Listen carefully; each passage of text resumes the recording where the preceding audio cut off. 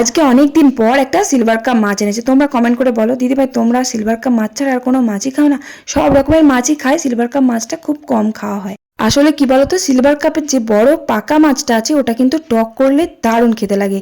সেই জন্য silver cup মাছটা আমরা আগে খুব খেতাম। তোমরা যা কমেন্ট করো যে দিদিভাই তোমরা রোজই এই মাছ খাও, তাই এই মাছ তো খাওয়া ভুলেই গেছি প্রায়।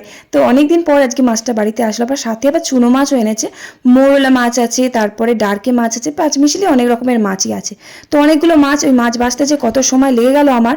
যাই হোক মাছগুলো বেছে নিয়ে রান্নাঘরে চলে এলাম। আর এই যে টমেটোগুলো দেখছো ছোট ছোট, এই টমেটোগুলো আমার ছাদ বাগান থেকে তুলে এনেছি আমার শ্বশুরমশাই টক তরকারি খাবে বলে। প্রথমে আলুর চোখা করলাম পেঁয়াজ টমেটো আর কাঁচা লঙ্কা ভেজে। তারপর টক তরকারিটা করে নিলাম, অল্প একটু আলু দিয়েছি। আর দু রকমের মাছগুলো কিছুটা ঝাল করব। দু রকমের মাছই রান্না করব, কিছুটা মাছ আবার ফ্রিজে রেখে দিয়েছি কাঁচায়। আর কিছুটা মাছ টক করব, মানে বড় মাছটা টক করব। আর চুনো মাছটা ঝাল চচ্চড়ি করলাম পেঁয়াজ সর্ষে বাটা দিয়ে।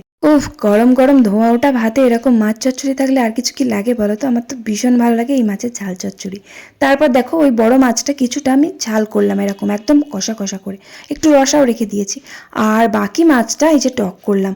বর্ধমানের মানুষ, মানে আমাদের এখানকার মানুষ এরকম টক খেতে খুব ভালোবাসে। তাও কিন্তু নুন টকের মধ্যে কিন্তু চিনি দেওয়া নেই। যাই হোক রান্না শেষ করে আমি বাসনগুলো সব ধুয়ে নিলাম, তারপর স্নান করে খেতে বসলাম। ভালো লাগলে অবশ্যই লাইক করো। Bye bye.